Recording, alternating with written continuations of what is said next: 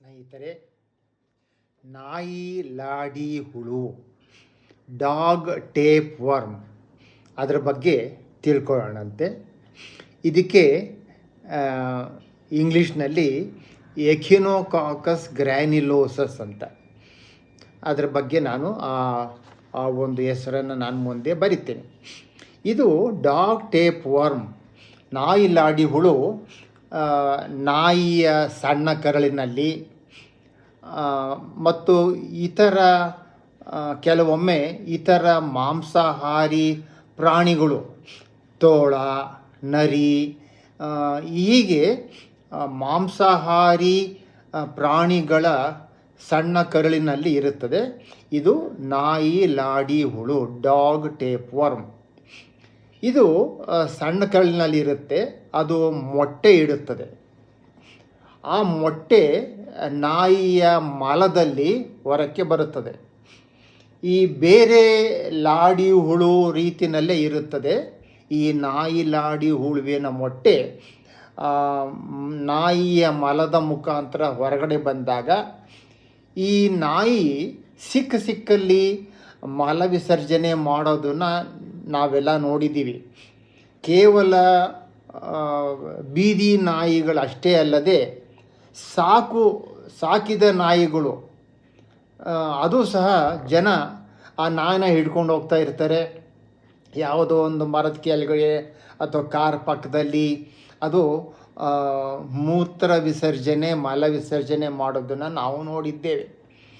ಇದು ಬಹಳ ಅಪಾಯಕಾರಿ ಅಭ್ಯಾಸ.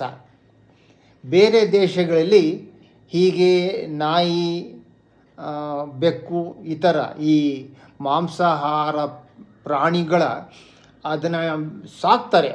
ನಾಯಿ ಜನರಿಗೆ ನಾಯಿ ಕಂಡ್ರೆ ಭಾಳ ಇಷ್ಟ. ಸಾಕ್ತಾರೆ, ಅದನ್ನು ಹೊರಗಡೆ ಕರ್ಕೊಂಡು ಹೋಗ್ತಾರೆ. ಬೆಳಗ್ಗೆ ಹೊತ್ತು ಅಥವಾ ಸಾಯಂಕಾಲದ ಹೊತ್ತು ಕರ್ಕೊಂಡು ಹೋಗ್ತಾರೆ. ಜೊತೆಗೆ ನಮ್ಮ ಈ ಬೆಂಗಳೂರಿನಲ್ಲಿ ಈ ಬೀದಿ ನಾಯಿಗಳ ಹಾವಳಿ ಭಾಳಷ್ಟು ಜಾಸ್ತಿ ಆಗಿದೆ. ನಾಯಿ ಕಚ್ಚಿಬಿಡ್ತು, ಬೀದಿಲಿ ಹೋಗ್ತಾ ಇದ್ದಂಥ ಒಂದು ಮಗುವಿನ ಮೇಲೆ ನಾಯಿ ಕಚ್ಚಿತು. ಹಾಲು ತಂದು ಕೊಡೋದಕ್ಕೆ ಹಾಲು ಪ್ಯಾಕೆಟ್ ತಂದು ಕೊಡೋರ ಮೇಲೆ ಪೇಪರ್ ಹಾಕೋರು, ಹೀಗೆ ಅವ್ರಿಗೆಲ್ಲ ನಾಯಿ ಕಚ್ಚಿತು. ಅದ್ರ ಬಗ್ಗೆ ಬೇರೆ ಕಾರ್ಯಕ್ರಮವನ್ನು ಕೊಟ್ಟಿದ್ದೇನೆ. ಈ ನಾಯಿ ಲಾಡಿ ಹುಳು ನಾಯಿಯ ಮಲದ ಮುಖಾಂತರ ಹೊರಗಡೆ ಬರುತ್ತೆ. ಪ್ರತಿದಿನ ಮಳೆ ಬರ್ತಾ ಇದೆ ಬೆಂಗಳೂರಿನಲ್ಲಿ. ಆಗ ನಾಯಿಯ ಮಲದ ಮುಖಾಂತರ ಹೊರಗಡೆ ಬಂದಂಥ ನಾಯಿಯ ಲಾಡಿ ಹುಳು, ಅದರ ಮೊಟ್ಟೆ ನೀರಿಗೆ ಹೋಗಿ, ಮಳೆ ಬಂದಾಗ ಹೋಗಿ ನೀರು ಕಲುಷಿತವಾಗುತ್ತದೆ. ನೀರು ಆ ಕಲುಷಿತವಾದಂಥ ನೀರನ್ನು ಜನ ಕುಡಿದ್ರೆ, ಈಗ ಹಳ್ಳಿನಲ್ಲಿ ನಾಯಿ ಏನು ಮಾಡುತ್ತೆ, ಮಲ ವಿಸರ್ಜನೆ ಮಾಡುತ್ತೆ. ಅಲ್ಲಿ ಹೊಳೆ ಅಥವಾ ಒಂದು ಹೊಂಡ, ಒಂದು ಪಾಂಡ್ ಅಂತ ಹೇಳ್ತೀವಿ, ಹೊಂಡ ಅಂತ, ಅಲ್ಲೆಲ್ಲ ಜನ ಅಥವಾ ನದಿ, ಒಂದು ಸಣ್ಣದಾಗಿ ನಿಧಾನವಾಗಿ ಹರಿತಾ ಇರತಕ್ಕಂಥ ನದಿ, ಅದನ್ನು ಕಲುಷಿತವಾದಂಥ ನೀರು, ಕಲುಷಿತವಾದಂಥ ಆಹಾರವನ್ನು ಸೇವಿಸಿದಾಗ ಮನುಷ್ಯ, ಆ ಕಲುಷಿತವಾದಂಥ ನೀರು, ಅದರೊಳಗೆ ನಾಯಿ ಲಾಡು ಹುಳುವಿನ ಮೊಟ್ಟೆ, ಕಲುಷಿತವಾದಂಥ ಆಹಾರ, ಅದರೊಳಗೆ ನಾಯಿ ಲಾಡಿ ಹುಳುವಿನ ಮೊಟ್ಟೆ, ಅದನ್ನು ಸೇವಿಸಿದಾಗ ಕರುಳಿನ ಹೋಗಿ ಅಲ್ಲಿ ಅದು ಆ ಮೊಟ್ಟೆ ಒಡೆದು ಮರಿ ಬರುತ್ತದೆ. ಅದು ಸಣ್ಣ ಕರುಳಿನ ಮುಖಾಂತರ ಹೊರಗೆ ಬಂದು ರಕ್ತ ಸಂಚಾರದಲ್ಲಿ ಹೋಗಿ ಪಿತ್ತಕೋಶ ಅಂದರೆ ಲಿವರ್, ಅಥವಾ ಮುಂದೆ ಪಿತ್ತಕೋಶ, ನಂತರ ಶ್ವಾಸಕೋಶ, ನಂತರ ಮೆದುಳು, ಅಲ್ಲಿ ಒಂದು ರೀತಿಯ ಕೋಶವಾಗಿ ಬೆಳೀತದೆ. ಅದಕ್ಕೆ ಇಂಗ್ಲೀಷ್ನಲ್ಲಿ ಹೈಡ್ಯಾಟಿಡ್ ಸಿಸ್ಟ್ ಅಂತ ಹೇಳ್ತೀವಿ. ಒಂದು ಸಣ್ಣ ಗೋಲಿ ಅಷ್ಟು, ಕೆಲವೊಮ್ಮೆ ದೊಡ್ಡದಾಗಿ, ಈಗ ಪಿತ್ತಕೋಶದಲ್ಲಿ ದೊಡ್ಡದಾಗಿ ಬೆಳೆದು ಆ ಕೋಶ, ಶ್ವಾಸಕೋಶದಲ್ಲಿ, ಮೆದುಳಿನಲ್ಲಿ, ಹೀಗೆ ಪಿತ್ತಕೋಶದಲ್ಲಿ ಸಾಮಾನ್ಯವಾಗಿ ಹೆಚ್ಚು 70% ಈ ಹೈಡ್ರಾಟೆಡ್ ಸಿಸ್ಟು ಪಿತ್ತಕೋಶದಲ್ಲಿ. ನಂತರ ಶ್ವಾಸಕೋಶದಲ್ಲೂ ಸಹ ಒಂದು 15-20%, 5% ಮೆದುಳಿನಲ್ಲಿ.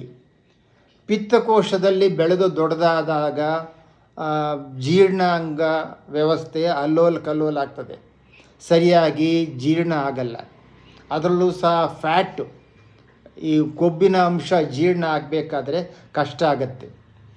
ಶ್ವಾಸಕೋಶದಲ್ಲಿ ಬೆಳೆದು ದೊಡ್ಡದಾದರೆ ಒಂದು ಸಣ್ಣ ಗೋಲಿ, ನಂತರ ದೊಡ್ಡದಾಗಿ, ಕೆಲವೊಮ್ಮೆ ಒಂದು ಕ್ರಿಕೆಟ್ ಬಾಲ್ನಷ್ಟು ದೊಡ್ಡದಾಗಿ ಈ ಒಂದು ಹೈಡ್ರಾಟೆಡ್ ಸಿಸ್ಟ್ ಬೆಳೆಯುತ್ತೆ ಮನುಷ್ಯರಲ್ಲಿ. ಬೆಳೆದು ದೊಡ್ಡದಾದಾಗ, ಶ್ವಾಸಕೋಶದಲ್ಲಿ ಬೆಳೆದು ದೊಡ್ಡದಾದಾಗ ಉಸಿರಾಡಬೇಕಾದ್ರೆ ಕಷ್ಟ ಆಗುತ್ತೆ. ಕೆಮ್ಮು, ಉಸಿರಾಡೋದಕ್ಕೆ ಉಬ್ಸ, ಕೆಮ್ಮಿ ಉಗುಳಿದಾಗ ಕಫದಲ್ಲಿ ರಕ್ತ, ಈ ರೀತಿ. ಮೆದುಳಿನಲ್ಲಿ ಇದೇ ಹೈಡ್ರಾಟೆಡ್ ಸಿಸ್ಟ್ ಈ ಕೋಶ ಬೆಳೆದ್ರೆ ಆಗ ಫಿಟ್ಸ್ ಬರ್ತದೆ. ಸಣ್ಣದಾಗೇ ಒಂದು ಫಿಟ್ಸ್ ಬಂದು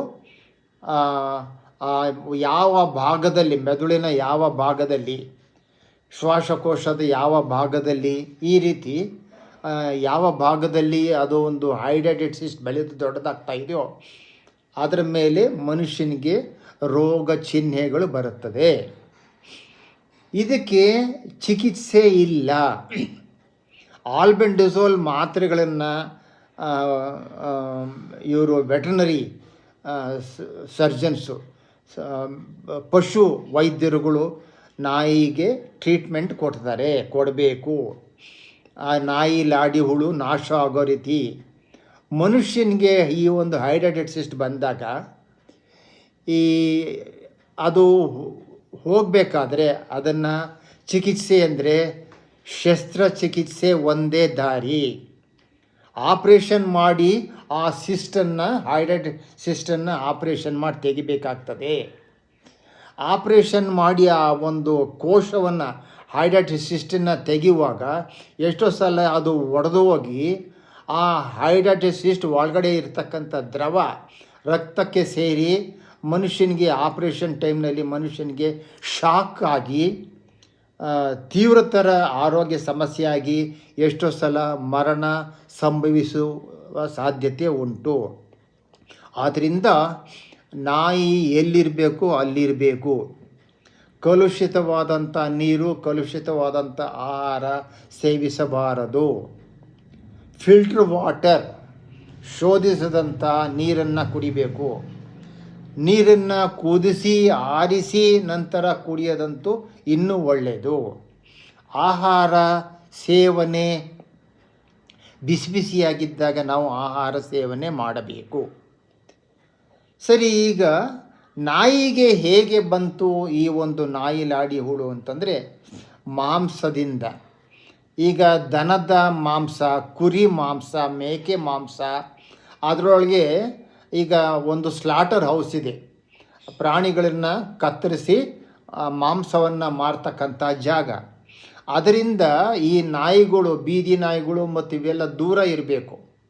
ಆದರೆ ಒಂದು ಮಾಂಸವನ್ನು ಕತ್ತರಿಸಿದಾಗ ಒಂದು ಕುರಿನೋ ಮೇಕೆ ದನ ಅದರೊಳಗಡೆ ಆ ಮಾಂಸದಲ್ಲಿ ಈಗ ಮನುಷ್ಯನಲ್ಲಿಗೆ ಹೇಗೆ ಕೋಶ ಹೈಡ್ರಾಟೆಡ್ ಸಿಸ್ಟ್ ಬರ್ತದೋ ಅದೇ ರೀತಿ ದನ, ಕುರಿ, ಮೇಕೆ ಇವುಗಳು ಸಹ ಇದನ್ನು ಹುಲ್ಲನ್ನು ಮೇಯುವಾಗ, ದನಗಳು ಬೀದಿನಲ್ಲಿ ಎಲ್ಲೋ ಒಂದು ಕಡೆ ನೀರಿದ್ದರೆ ಅದನ್ನು ಕುಡಿಯುವಾಗ ಹಸುಗಳು ಮತ್ತು ಮೇಕೆ ಕುರಿಗಳು ನೀರನ್ನು, ಕಲುಷಿತವಾದಂಥ ನೀರನ್ನು ಅದರೊಳಗೆ ಕುಡಿದಾಗ ಈ ನಾಯಿ ಹುಳುವಿನ ಮೊಟ್ಟೆ ಮನುಷ್ಯನಿಗೆ ಹೇಗೆ ಬರ್ತದೋ ಅದೇ ರೀತಿ ಕುರಿಗೆ, ಮೇಕೆಗೆ, ದನಕ್ಕೆ ಬರ್ತದೆ, ಎಮ್ಮೆಗೆ ಬರ್ತದೆ. ಅದರ ಮಾಂಸವನ್ನು, ಆ ಪ್ರಾಣಿಗಳ ಮಾಂಸ, ಕುರಿನ ಮಾಂಸ ಮಾರ್ತಾರೆ. ಅದರೊಳಗಡೆ ಹೈಡ್ರಾಟೆಡ್ ಸಿಸ್ಟ್ ಇದ್ದರೆ ಅದನ್ನು ಎಲ್ಲೋ ಬಿಸಾಕ್ತಾರೆ. ಅದನ್ನು ನಾಯಿ ತಿನ್ನುತ್ತೆ. ಈ ಹೈಡ್ರಾಟೆಡ್ ಸಿಸ್ಟನ್ನು ಸ್ಲಾಟರ್ ಹೌಸ್ ಹತ್ರದಲ್ಲಿ ಸಿಸ್ಟನ್ನು ಬಿಸಾಕ್ತಿರ್ತಾರೆ. ಆದ್ದರಿಂದ ವೆಟರ್ನರಿ ಸರ್ಜನ್ಸು ಮಾಂಸವನ್ನು, ಅದು ಹೈಡ್ರಾಟೆಡ್ ಸಿಸ್ಟ್ ಇದ್ದರೆ ಅದನ್ನು ಮಾರೋದಕ್ಕೆ ಬಿಡಬಾರ್ದು. ಆ ಪ್ರಾಣಿಗಳನ್ನು ಪರೀಕ್ಷೆ ಮಾಡಿ ಅದರೊಳಗೆ ಹೈಡ್ರಾಯ್ಡೆಡ್ ಸಿಸ್ಟ್ ಇಲ್ಲ. ಮನುಷ್ಯನಲ್ಲಿ ಹೇಗೆ ಹೈಡ್ರಾಯ್ಡೆಡ್ ಸಿಸ್ಟ್ ಡೆವಲಪ್ ಆಗುತ್ತೋ ಪಿತ್ತಕೋಶದಲ್ಲಿ, ಶ್ವಾಸಕೋಶದಲ್ಲಿ, ಮೆದುಳಿನಲ್ಲಿ, ಹಾಗೆಯೇ ಪ್ರಾಣಿಗಳಲ್ಲಿ ಕುರಿ, ಮೇಕೆ, ಹಸು, ಎಮ್ಮೆ ಇದರೊಳಗೂ ಸಹ ಈ ನಾಯಿ ಲಾಡು ವೀಳ ಆ ಒಂದು ಕೋಶ ಬೆಳೆಯುತ್ತೆ. ಆದ್ದರಿಂದ ಕಲುಷಿತವಾದಂಥ ನೀರನ್ನು ಕುಡಿಬಾರ್ದು, ಕಲುಷಿತವಾದಂಥ ಆಹಾರವನ್ನು ಸೇವಿಸಬಾರದು, ಮತ್ತು ಮಾಂಸಾಹಾರಿಗಳು ಕಲುಷಿತವಾದಂಥ ಮಾಂಸವನ್ನು ಸೇವನೆ ಮಾಡಬಾರ್ದು. ಮಾಂಸ ಚೆನ್ನಾಗಿ ಬೇಯಿಸುವಾಗ ಚೆನ್ನಾಗಿ ಬೆಂದಿರಬೇಕು. ಆಗ ಈ ಒಂದು ನಾಯಿ ಲಾಡು ಹುಳು ಮನುಷ್ಯನಿಗೆ ಈ ಒಂದು ಸಿಸ್ಟಾಗಿ ಬೆಳೆಯೋದಕ್ಕೆ ಅವಕಾಶ ಇಲ್ಲ. ಈ ಹೈಡ್ರೇಟೆಡ್ ಸಿಸ್ಟು ಭಾಳ ರೇರ್ ಅಂತಂದರೆ ಸರ್ಜನ್ಸು, ನನ್ನ ಸ್ನೇಹಿತರಾದಂಥ ಸರ್ಜನ್ಸ್ ಹೇಳಿದ್ರು ಏನಿಲ್ಲ, ಅದು ಕಾಮನ್ನು. ಒಂದು ವರ್ಷದಲ್ಲಿ ಒಂದು 3-4 ಹೈಡ್ರೇಟೆಡ್ ಸಿಸ್ಟ್ ಈ ಇರ್ತಕ್ಕಂಥ ಮನುಷ್ಯರಿಗೆ ನಾವು ಆಪ್ರೇಷನ್ ಮಾಡಿ ಪಿತ್ತಕೋಶದಿಂದ ಹೈಡ್ರೇಟೆಡ್ ಸಿಸ್ಟನ್ನು ತೆಗೆದಿದ್ದೇವೆ, ಶ್ವಾಸಕೋಶ ಆಪ್ರೇಷನ್ ಮಾಡಿ ಆ ಹೈಡ್ರೇಟೆಡ್ ಸಿಸ್ಟನ್ನು ತೆಗೆದಿದ್ದೇವೆ, ಈ ರೀತಿ ಹೇಳೋದುಂಟು. ಸಾಮಾನ್ಯವಾಗಿ ಮಕ್ಕಳಿಗೆ ಅಥವಾ ದೊಡ್ಡವರಿಗೆ ಈ ಒಂದು ಫಿಟ್ಸ್ ಬರುತ್ತಲ್ಲ, ಅದಕ್ಕೆ ಕಾರಣ ಈ ಒಂದು ನಾಯಿ ಲಾಡಿ ಹುಳುವಿನ ಕೋಶ ಮೆದುಳಿನಲ್ಲಿ ಬೆಳೆದಿರಬಹುದು ಅನ್ನೋದನ್ನು ನಿಮ್ಮ ಹ್ಯಾಂಡ್ಸ್ನಲ್ಲಿ ನರರೋಗ ತಜ್ಞರುಗಳು ಅದನ್ನು ಪತ್ತೆ ಹಚ್ಚೋದಕ್ಕೆ ಪ್ರಯತ್ನ ಪಡ್ತಾರೆ. ಇದನ್ನು ನಾವು ಹೊಟ್ಟೆನ ಸ್ಕ್ಯಾನ್ ಮಾಡಿದಾಗ ಮನುಷ್ಯನಿಗೆ ಆ ಒಂದು ಸಿಸ್ಟು ಲಿವರಲ್ಲಿ ಅಥವಾ ಶ್ವಾಸಕೋಶದಲ್ಲಿ ಎಕ್ಸ್ರೇ ತೆಗೆದಾಗ ಅಥವಾ ಇದನ್ನು CT ಸ್ಕ್ಯಾನ್ ಮಾಡಿದಾಗ ಗೊತ್ತಾಗತ್ತೆ. ಮತ್ತು ಕೆಲವು ರಕ್ತ ಪರೀಕ್ಷೆಗಳು ಸಹ ಲಭ್ಯವಿದೆ. ಆದ್ದರಿಂದ ನಮ್ಮ ಆರೋಗ್ಯ ನಮ್ಮ ಜವಾಬ್ದಾರಿ. ನಾಯಿನ ಮುಟ್ಟೋದು, ನಾಯಿನ ಬೆಡ್ರೂಮ್ ಒಳಗೆಲ್ಲ ಹೋಗೋದಕ್ಕೆ ಬಿಡೋದು, ನಾಯಿನ ತಬ್ಕೊಳ್ಳೋದು, ಮುತ್ತಿಡೋದು, ಸವರೋದು, ನಂತರ ಆಹಾರ ಕೈ ತೊಳ್ಕೊಳ್ದೇನೆ ಆಹಾರ ಸೇವನೆ ಮಾಡೋದು. ನಾಯಿ ಏನು ಮಾಡುತ್ತೆ, ಅದು ಮಲದ ಮೇಲೆಲ್ಲ ಒದ್ದಾಡಿರುತ್ತೆ. ಆ ಮಲದಲ್ಲಿ ಮೊಟ್ಟೆ ಇರುತ್ತೆ, ನಾಯಿ ಲಾಡುವೆಲ್ಲ ಮೊಟ್ಟೆ ಇರುತ್ತೆ, ನಾನು ಆಗಲೇ ತಿಳಿಸಿದ್ದೇನೆ. ಆ ಮೈಗೆಲ್ಲ ಆ ಒಂದು ಮೊಟ್ಟೆ ಇದ್ದು ಅದನ್ನು ಸವರೋದು, ಮುತ್ತಿಡೋದು, ಕೈ ತೊಳ್ಕೊಳ್ದೇನೆ ಆಹಾರ ಸೇವನೆ ಮಾಡಿದ್ರೆ ಮನುಷ್ಯನಿಗೆ ನಾಯಿ ಲಾಡಿ ಹುಳುವಿನ ಸೋಂಕು ಉಂಟಾಗುತ್ತೆ. ನಂತರ ಹೈಡ್ರೇಟೆಡ್ ಸಿಸ್ಟಿಂದ ನರಳುತ್ತಾರೆ. ಇದು ಒಂದು ಭಾಳ ಅಪಾಯ ಒಂದು ತರ್ತಕ್ಕಂಥ ಆರೋಗ್ಯ ಸಮಸ್ಯೆ. ಈ ಒಂದು ವಿಷಯವನ್ನು ತಿಳಿದಂಥ ವಿಷಯವನ್ನು ಬೇರೆಯವ್ರಿಗೂ ಹೇಳಿ. ಸರ್ವೇ ಜನ ಸುಖಿನೋ ಭವಂತು, ಸರ್ವೇ ಜನ ಸ್ವಸ್ತಿ ಭವಂತು. ನಮಸ್ಕಾರ.